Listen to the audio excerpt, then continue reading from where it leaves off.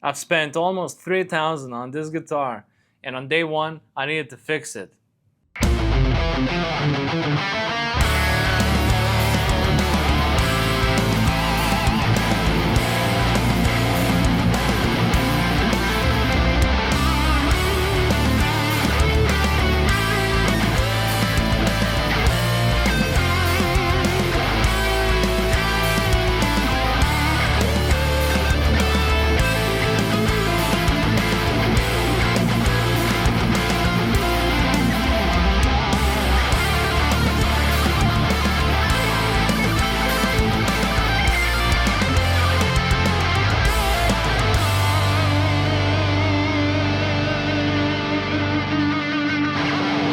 Welcome back everybody to my YouTube channel. I'm Buddy Pumbaa and I'm happy to present you today Gibson Standard 60s Les Paul. As you can see, it's not your typical or standard or most common color and finish. So today we are looking at figured maple AA top in ocean blue color, which I would like to call, I don't know, it reminds me like my jeans.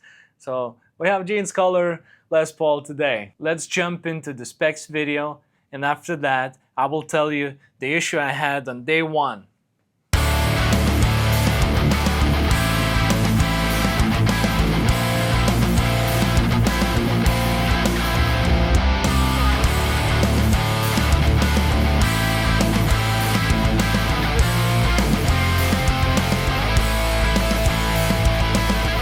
It's quite a sad story when you get your guitar at your door. You want to grab it, you want to open it, you want to play with it and do something and play Sweet Child of Mine 25 times because it's a Les Paul, right? But when I opened the guitar, I noticed that my volume pot was very scratchy. It really bothered me a lot. Like, you know, it's not fair. I understand that when guitars leave the factory, you will have some kind of, the setup might be too high for you or too low, and that's fine. This is very individual and personal stuff. We're all different and we like other things. But when you pay $3,000, you just can't open the guitar and mess up with scratchy pots. And I thought, okay, maybe the guitar has some dust or whatever. So I bought contact cleaner. It really helped me on my Strats. You buy the whole can, you use it for 1 minute, and you bury it somewhere. You know what I mean? Unfortunately, on Les Paul, it didn't help. I tried to do it multiple times. It kept getting back. So I ended up replacing the volume pot, which for me, it's easy. I know how to use the soldering tools, so I can fix by myself. But imagine you don't have an option to fix it yourself. So you have a new guitar, you need to contact Gibson or the place you bought the guitar from. You need to get a reply. It takes time and it's pain in the ass. Who wants to go through this process, you know? When I replaced my volume pot, as every perfect mechanic, you will find some additional spare parts. I ended up having my volume knob slightly higher than rest of them. Which is funny enough, I find it very handy because I use both of the pickups all the times. So whenever I need to use my volume, it's immediately there. I know it's not the end of the world, but it's a new instrument. When you see things like that, you lose your temper.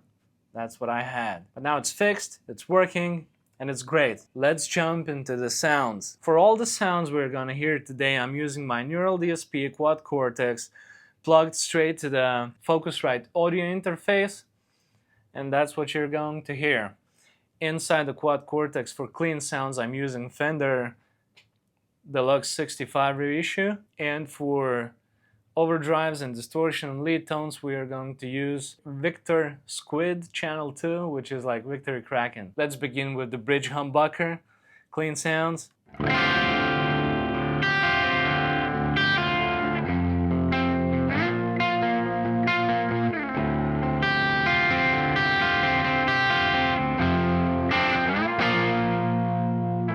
Both pickups.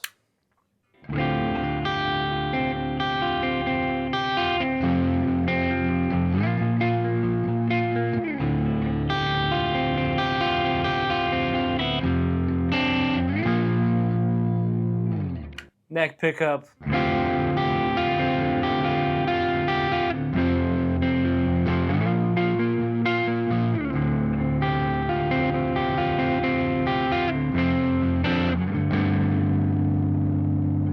Let's add some overdrive, bridge position.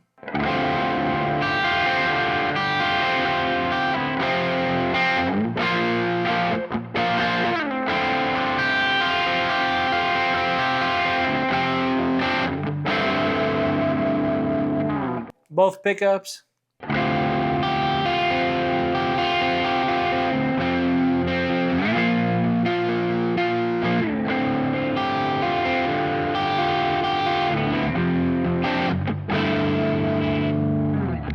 Neck pickup.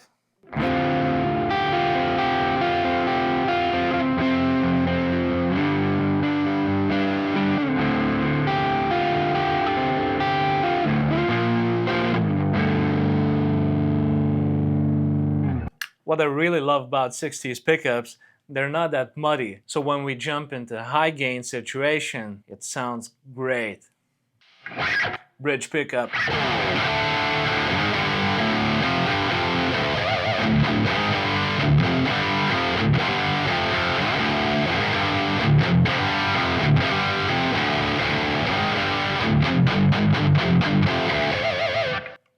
Hell yeah.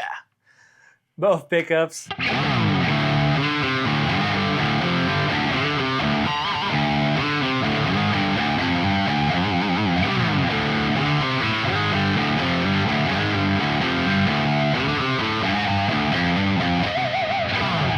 Neck pickup.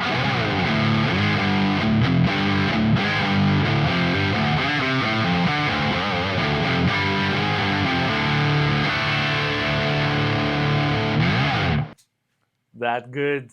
Heavy bottom, the beef. Let's jump into some lead tones. I will begin with the bridge humbucker.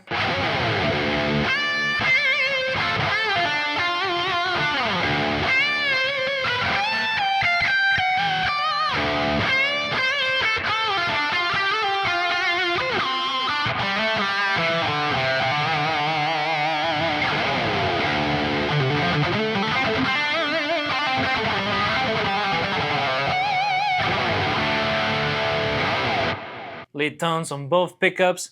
It's weird I'm not using it, but I don't know, if you want to hear what's the difference, let's check it out.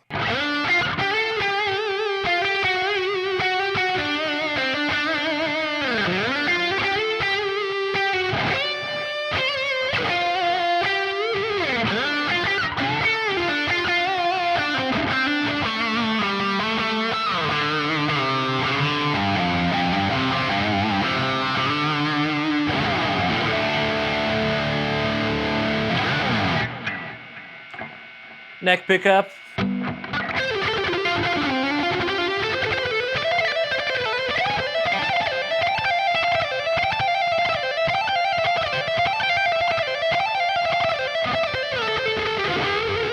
If you're not a big player with all those amp modelers or EQ pedals or whatnot, there's one trick I really love with the Les Paul guitars. When you have a situation where your bridge humbucker sounds a little bit too light and the neck position sounds, well, kind of too much of the bottom end, you have an option to go in the middle position, both pickups.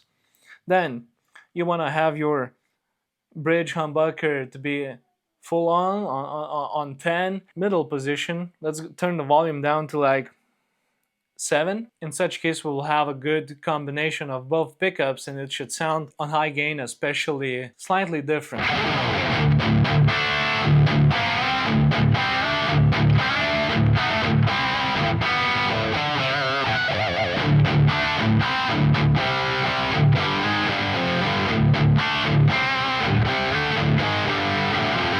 I find it very useful, to be honest. Let's talk about my overall impressions and experience and my thoughts about this guitar. Despite the fact that I needed to fix it, well, it happens. I'm not going to be an asshole, you know, who's bitching around.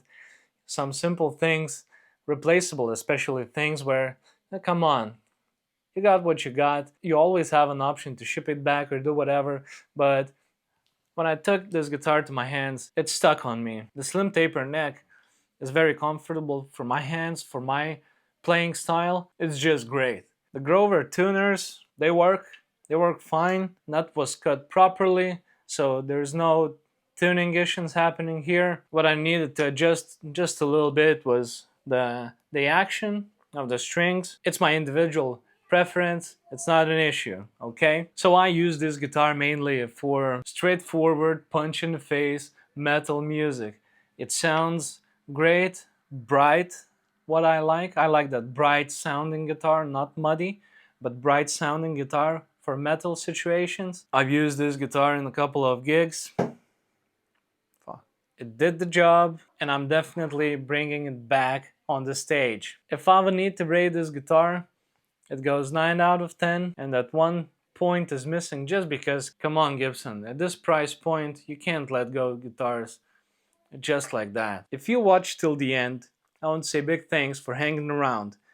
Push that like and subscribe. This gives me some motivation to share my thoughts about today's gear with you guys. And we are meeting again next Sunday. Take care.